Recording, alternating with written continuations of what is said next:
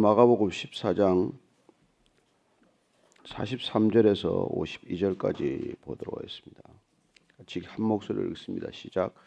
예수께서 말씀하실 때 곧 12 중에 하나인 유다가 왔는데 대제사장들과 서기관들과 장로들에게서 파송된 무리가 검과 몽치를 가지고 그와 함께 하였더라.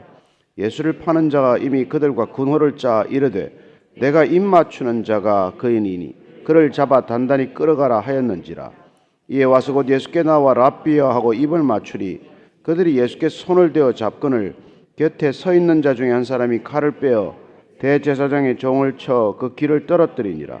예수께서 무리에게 말씀하여 이르시되 너희가 강도를 잡는 것 같이 검과 몽치를 가지고 나를 잡으러 나왔느냐. 내가 날마다 너희와 함께 성전에 있으면서 가르쳤으되 너희가 나를 잡지 아니하였도다. 그러나 이는 성경을 이루려 함이니라 하시더라. 제자들이 다 예수를 버리고 도망하니라. 한 청년이 벗은 몸에 배 홑 이불을 두르고 예수를 따라가다가 무리에게 잡히매 배 홑 이불을 버리고 벗은 몸으로 도망하니라. 아멘. 예수님께서 체포되시는 장면을 이렇게 기술하고 있습니다. 가롯 유다가 어쩌면 대제사장들의 고민을 쉽게 해결해 준 셈이죠. 유다가 오지 않았더라도 지금 예수님을 처형할 명분을 그동안 찾아왔고 또 언제 예수님을 처형할지를 그동안 고심해왔던 이른바 유대 종교 지도자들은 그들 나름대로 계획을 다 짜놓고 있었던 것인데 어쩌면 가롯 유다가 와서 그 문제를 쉽게 실마리를 풀어준 거나 마찬가지입니다. 어떻게 누구를 데리고 왔는지 한 번 더 읽겠습니다. 43절 44절입니다. 시작. 예수께서 말씀하실 때 곧 12 중에 하나인 유다가 왔는데 대제사장들과 서기관들과 장로들에게서 파송된 무리가 검과 몽치를 가지고 그와 함께 하였더라. 예수를 파는 자가 이미 그들과 군호를 짜 이르되 내가 입 맞추는 자가 그이니 그를 잡아 단단히 끌어가라 하였는지라. 가롯 유다가 다시 나타났습니다. 6월절 만찬을 하다가 사라졌던 가롯 유다입니다. 그랬더니 그가 다시 누구를 데리고 나타났습니까? 대제사장들과 서기관들과 장로들에게 파송한 무리라고 되어 있습니다. 그래서 아마도 대제사장이 관할하고 있는 성전 경비대 일부 소속 사람들과 그리고 또 그종 종들과 하인들이 나타났는데 검을 가지고 왔다. 여기는 뭐 이렇게 전쟁에 쓰는 긴 칼이 아니라 단검을 말합니다만 몽치, 곤봉과 같은 나무 무기를 가지고 온 것이죠. 그리고 그들이 군호를 짜서 이렇게 체포 작전을 나름대로 짜가지고 왔는데 그건 뭐냐면 가롯 유다가 입 맞추는 자가 바로 예수다. 그 성전 경비병들이나 또 제사장의 종들은 어쩌면 예수를 정확히 모를지 모르니까 가롯 유다가 예수님과 입을 맞출 터이니까 입 맞춤을 할 테니까 그 입 맞추는 자가 예수다. 그분을 체포하면 된다. 이렇게 짜가지고 온 자기들 나름대로 플랜이에요. 그리고는 와서 그 작전 계획을 짠 대로 이렇게 하고 있습니다. 45절 이하입니다. 시작. 이에 와서 곧 예수께 나와 랍비하고 입을 맞추니 그들이 예수께 손을 대어 잡거늘 곁에 서 있는 자 중에 한 사람이 칼을 빼어 대제사장의 종을 쳐 그 귀를 떨어뜨리니라. 예수께 나와서 랍비여 하고 부릅니다. 스승님, 선생님이죠. 그리고 입을 맞춥니다. 보통 이 입맞춤은 윗사람들이 아랫사람들에게 하는 행동으로 되어 있습니다. 근데 가롯 유다가 예수님께 입을 맞추는 것. 뭐 남자들끼리 왜 입을 맞추냐고 할지 모르겠지만 예전에는 그런 풍습들이 있었고 또 이스라엘의 유대인들의 인사법 가운데 서로 입을 맞추는 그런 지금도 그렇게 하고 있죠. 볼을 부비고 친근한 감을 표현합니다. 배신의 입맞춤이라고 흔히 알려져 있는 것이죠. 악수를 한다고 다 선의를 가지고 악수하는 건 아니지 않습니까? 원래 악수라는 게 내가 적의가 없다는 걸 드러내기 위한 하나의 제스처지만은 그러나 점점 뭐 사람들은 적의를 품고도 악수를 할 수 있고 이렇게 배신할 의도를 가지고도 친밀감을 표현할 수 있다는 것입니다. 가까이 다가온다고 다 친구입니까? 와서 좋은 낯으로 얘기한다고 다 선의를 가지고 있는 것입니까? 그러지 않지 않습니까? 오늘 보니까 가롯 유다는 배신을 했지만 와서는 지금 뻔뻔한 얼굴로 그에게 입맞춤을 하고 있습니다. 근데 도대체 어떻게 이럴 수가 있느냐는 것이죠. 한번 성경을 다시 한번 곰곰이 복음서를 뒤져보십시오. 예수님께서 가롯 유다에게 뭘 대단히 불이익을 주었다거나 공개적인 무슨 망신을 주었다거나 사람들 보는 데서 무슨 페널티를 주었다거나 이런 흔적이 없습니다. 그가 돈꾀를 가끔 손을 대고 돈을 슬쩍슬쩍 하는 걸 알고 있었지만은 예수님께서 그걸 문제 삼지 않았습니다. 어쩌면 그런 것까지도 눈 감아 주셨는지 모르죠. 돈을 만지다가 그럴 수도 있겠거니 하고 그냥 내버려 뒀는지도 모릅니다. 그럼에도 불구하고 어쩌면 끊임없이 용서하셨고 예수님께서 가장 많이 용서한 사람이 가롯 유다일 것입니다. 그 12제자 중에서 가장 어쩌면 문제를 많이 지금 일으키고 있었던 사람 중에 하나이기 때문에 그렇겠죠. 근데 가장 문제를 많이 일으켰을 법한 유다. 그리고 마지막에 마리아가 향유를 예수님 머리에 부었을 때도 결국 가장 큰 화를 냈던 사람이 바로 가롯 유다입니다. 왜 300데나리온 팔아서 가난한 사람을 도와주지 그걸 허비하느냐라고 따졌던 그 가롯 유다. 머리가 빠르고 나름대로 그 12제자 중에서는 가장 학식이 많았을 법한 그 유다. 그럼에도 불구하고 가장 사실은 보면 예수님을 많이 속이고자 했던 그 유다를 가장 많이 용서하셨을 텐데 가장 많이 용서받은 자가 결국 배신한다는 것입니다. 어쩌면 이게 우리 세상 살아가는 모습들 아니겠습니까? 그 많은 은혜를 받았지만은 은혜를 원수로 갚는다는 말이 있듯 그는 가장 많은 사랑을 받은 사람 중에 하나지만 그러나 배신으로 예수님께 갚는 것을 보게 됩니다.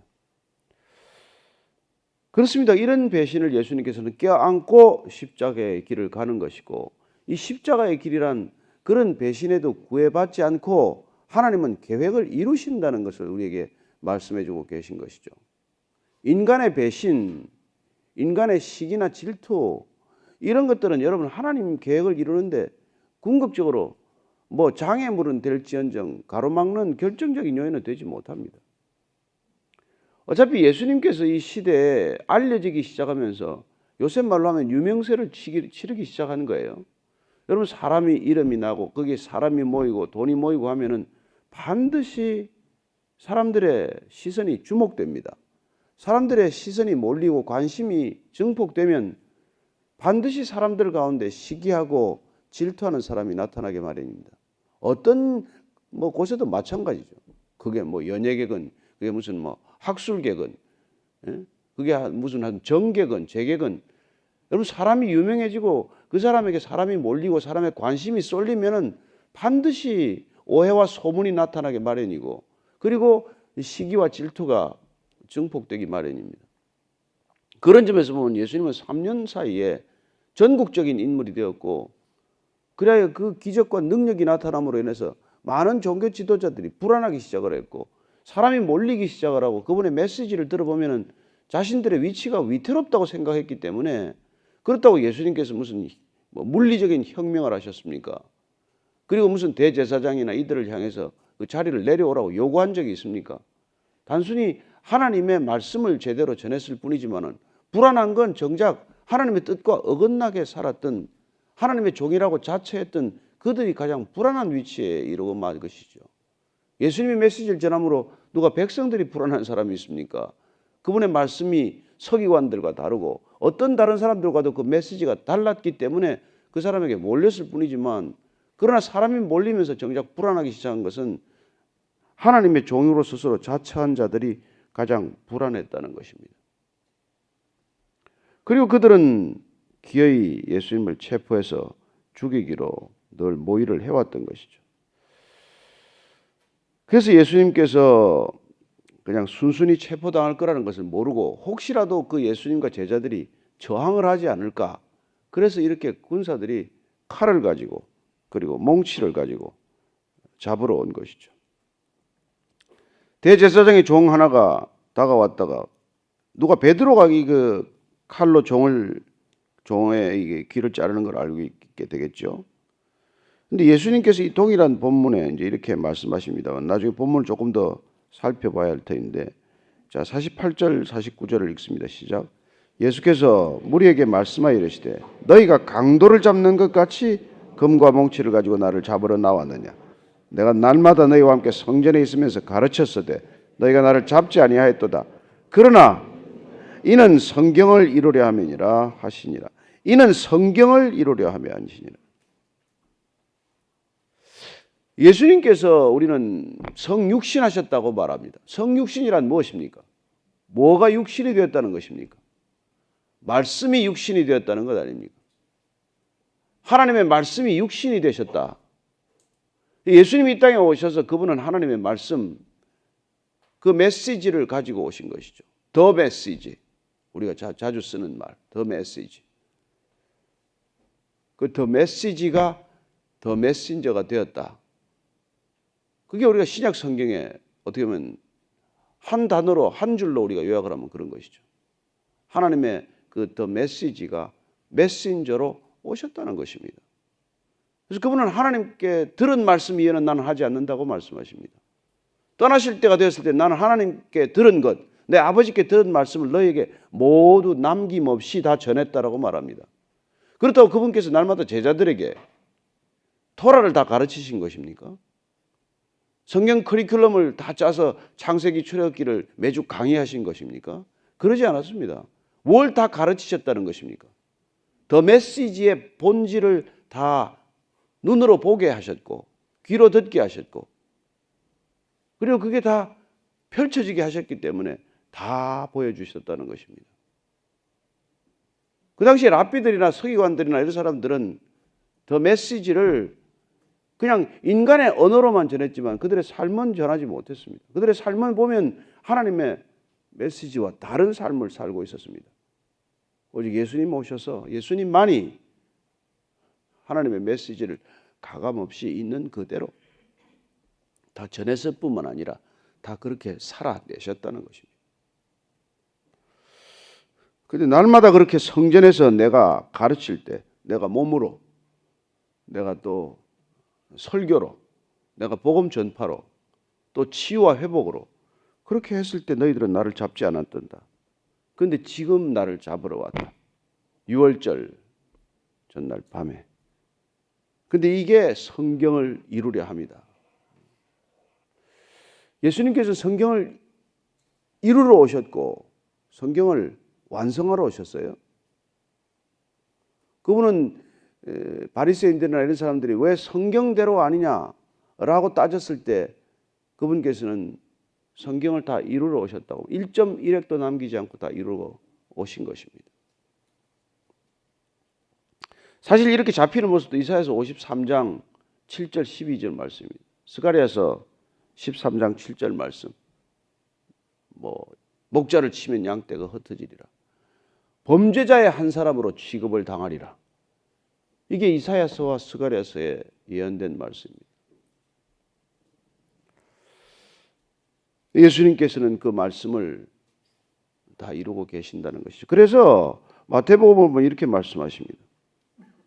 마태복음 26장 한번 보실까요? 26장 52절에서 54절까지 한번 읽겠습니다. 마태복음 25장 52절에서 54절까지 읽습니다. 시작. 이에 예수께서 이르시되 내 칼을 도로 칼집에 꽂으라. 칼을 가지는 자는 다 칼로 망하느니라. 너는 내가 내 아버지께 구하여 지금 12군단 더 되는 천사를 보내시게 할 수 없는 줄로 아느냐. 내가 만일 그렇게 하면 이런 일이 있으리라 한 성경이 어떻게 이루어지겠느냐 하시더라. 베드로가 칼을 뽑아서 이렇게 된 걸로 되어 있죠. 베드로가 칼을 뽑아서 그도 단검을 가지고 있었던 모양인데 그 대제사장의 종 말고로 되어 있습니다. 말고에 귓볼을 아마 자른 걸로 되어 있어요. 그랬더니 예수님께서 그 귀를 낫게 해주셨다고 되어 있습니다. 성전에서 일하려면 귀가 잘리면 그 불구가 되면 못 가게 되어 있습니다. 어떻게 좀 예수님께서는 그래도 그 앞으로 계속 먹고 살 길을 열어주시느라고 불구를 다시 고쳐주신 거나 마찬가지죠. 힐카누스라는 대제사장은 귀가 잘려가지고 고문받다가 다시는 제사장의 직을 수행 못하게 됩니다. 어쩌면 예수님께서는 이 종의 귀를 낫게 하심으로 다시 그에게 인생을 열어주신 거나 마찬가지. 끝까지 그분께서는 사람을 살리시는 것, 사람을 회복시키는 것, 낫게 하는 것이 목적이기 때문에 그렇게 하셨습니다. 그러나 50절 말씀입니다. 시작. 제자들이 다 예수를 버리고 도망하니라. 다 버리고 도망하니라. 이게 여러분 메시아의 길입니다. 십자가의 길이죠. 구원의 길이죠. 그분이 버림을 당함으로 우리가 찾음을 입는 것입니다. 그분이 결국은 하나님께 버림받고 제자들에게 버림받고 온 세상에 버림받았을 때 우리 구원의 길이 열렸다는 것입니다. 이걸 저항하기 위해서 기도 겟세마네 동산에서 잔을 피하게 해주시옵소서. 또 잡으러 왔는데 12군단이나 되는 더 천사들을 불러서 그들을 한순간에 다 시체가 되게 하면은 이 일이 이루어지겠느냐? 그렇게 오히려 되묻고 계십니다.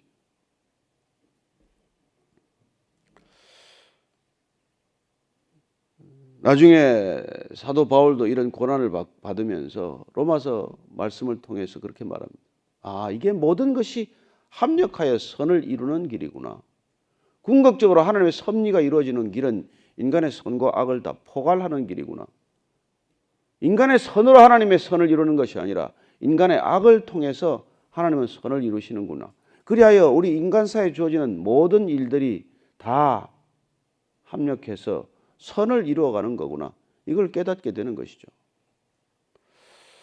이게 보이는 게 어쩌면 우리가 나이 들면 조금씩 보이기도 해요.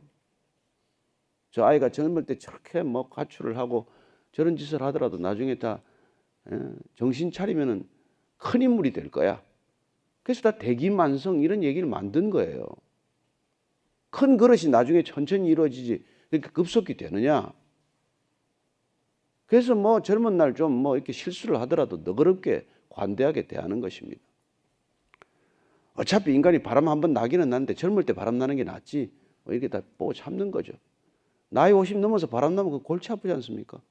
20, 30대 나는 게 낫지.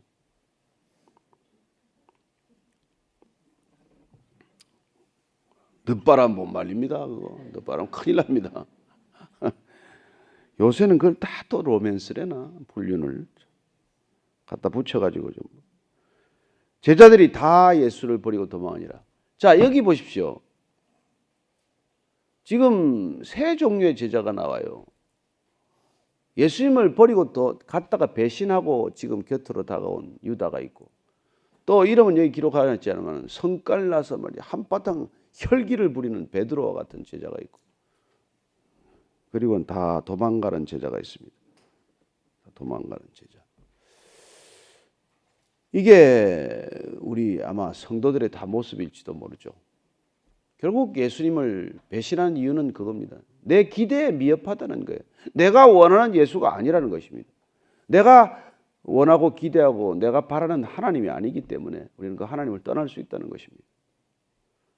그렇게 떠날 수 있는 것이고, 하나님을 믿지만은 뭐 혈기를 어쩌지 못해서 하나님도 참으시는 인간에 대해서 우리가 칼을 휘두르고 그냥 비난과 욕설을 퍼부어댈 수 있습니다. 베드로처럼. 그럼 그것도 하나님이 또 그것도 또 치유를 해야 돼. 내적 치유를 또 해주셔야 돼. 그 다음에 아예 그냥 두려움이 오면은 그냥 걸어만 나 살려라. 도망가는 사람들이 있다는 것입니다. 저와 여러분은 어떤 종류의 제자일까요? 51절 52절 읽고 마칩니다. 시작.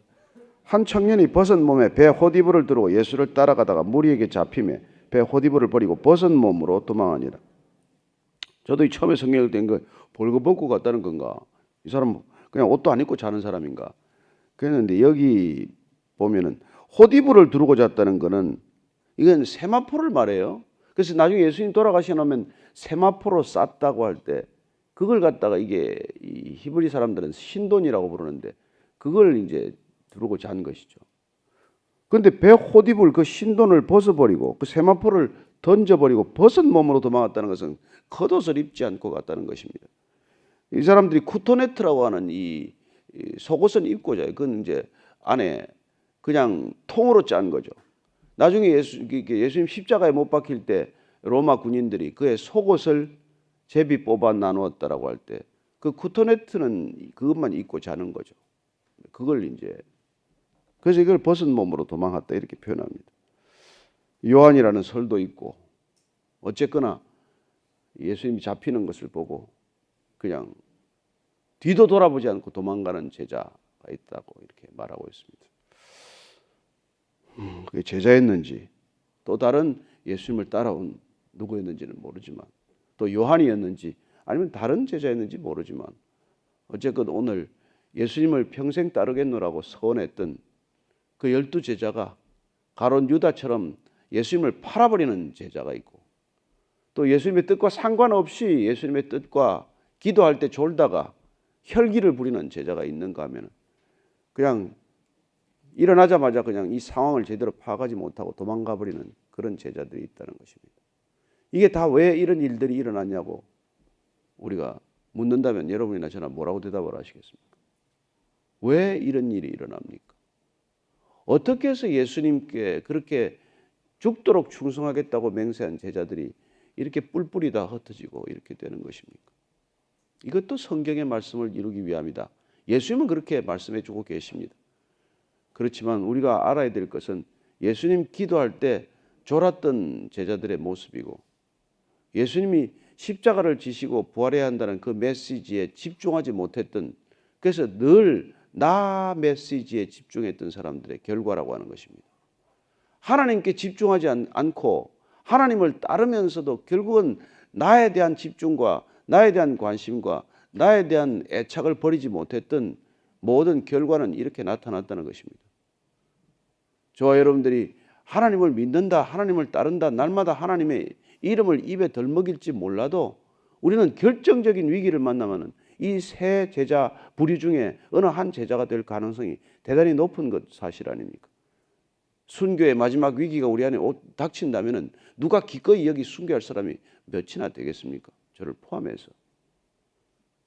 그렇습니다. 이런 내가 당하는 위기가 아니라 예수님이 당하는 위기 앞에서도 이런 제자들의 이렇게 행동을 바라보면서 우리는 어떻게 그분과 함께 정말 베드로가 호언장담하고 큰 소리 쳤던 것처럼 예수님과 함께 죽을 수 있겠습니까?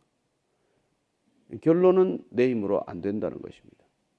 예수님께서 이 모든 걸 다 아셨기 때문에 그분께서는 이 실패하는 제자들을 처음부터 끌고 오셨고 실패를 알고 오셨고 실패를 수습하기 위해서 또한 또 다른 계획이 있으시다는 것입니다. 그분이 우리의 하나님이시라는 것 안심하시기 바랍니다. 그래서 우리는 실패할 때 넘어져 있어서 널브러져 있어서는 안 됩니다. 실패를 10번, 100번 할지라도 일어서기만 하면 예수님의 이름을 붙들기만 하면 그분의 옷자락을 놓치지만 않는다면 그분께 길이 있다는 것입니다. 그분께서 우리를 다시 회복시킬 능력이 있으시다는 것입니다. 우리는 아무 능력이 없지만 우리가 100번, 1000번 넘어지더라도 그분을 떠나지만 하면 그분께서는 능력이 있고 대책이 있으시다는 것입니다. 믿으시기 바랍니다. 그분을 오늘 우리가 의지하고 기도할 때 하나님 그렇습니다. 저는 오늘 하루 버틸 힘이 없습니다. 그러나 주님의 이름을 놓치지는 않겠습니다. 제가 저를 낫게 할 능력은 없습니다. 그러나 제가 주님의 옷자락만 만져도 나을 줄로 믿습니다. 이런 믿음으로 다시 한번 기도하십시다. 사랑하는 주님, 저는 또 거짓말도 할 수 있고 저는 넘어질 수도 있고 저는 두려움에 주님을 버리고 떠날 수도 있지만 그러나 주님 먼저 갈릴리로 가 계실 것입니다. 주님께서 다시 갈릴리로 오라고 하면 갈릴리로 가면 되고 주님께서 마가의 다락방에 기다리라고 하면 기다리면 되는 줄로 믿습니다. 하나님, 기도의 자리에 앉아 있으면 주님께서 성령을 보내주리라. 내가 성령을 부어주리라. 주님께서 성령을 보내주시면 너희가 비로소 죄에 대하여 의에 대하여 심판에 대하여 알 것이라고 말씀해 주셨사오니 주님, 성령 하나님 우리에게 오셔서 다시 한번 주님의 능력으로 주님의 힘으로 주님의 사랑으로 일어서는 우리가 되게 하여 주옵소서. 엎어져서 널브러져 있지 않게 해주시옵소서. 쓰러져서 어쩔 줄 모르는 자 되지 않게, 낙심하고 좌절하고 절망하는 자 되지 않게 해주시옵소서. 그렇습니다. 저는 어제도 넘어졌고 오늘도 넘어질 수 있지만 주님의 이름, 예수 그리스도의 이름을 붙들고 다시 한번 일어나 빛을 발하게 하여 주옵소서. 사랑하는 주님, 오늘도 걸어가다가 우리가 넘어지고 낙심하고 실족할 수 있겠지만 그러나 주님 그 자리에 머물러 있지 않겠습니다. 자리를 떨치고 일어나 걸어가라. 내 자리를 들고 일어나 걸어가라. 명령할 때 순종하고 우리의 자리를 들고 일어나 걷게 하여 주옵소서. 그러면 주님께서 우리에게 주신 능력으로 다시 일어나 빛을 발할 줄로 믿습니다. 이제는 십자가에서 당신 전부를 들여 우리에게 그 능력을 쏟아부어 주신 우리 구주 예수 그리스도의 은혜와 하나님 아버지의 크신 사랑과 성령의 능력 주심이 오늘 예수님을 버리고 다 떠난 제자, 다 버리고 도망간 제자들 중에 한 사람인 우리 자신이 다시 한번 그러나 주님께서 부르실 때 부끄럽지만 다시 주님께로 가서 주님 제가 여기 있습니다. 저를 사용하옵소서. 그렇게 고백할 이 자리에 고개 숙인 모든 믿음의 지체들 위해 참된 교회 위에 거룩한 산 제물들 위해 지금부터 영원까지 함께 하시기를 간절히 축원하옵나이다. 아멘.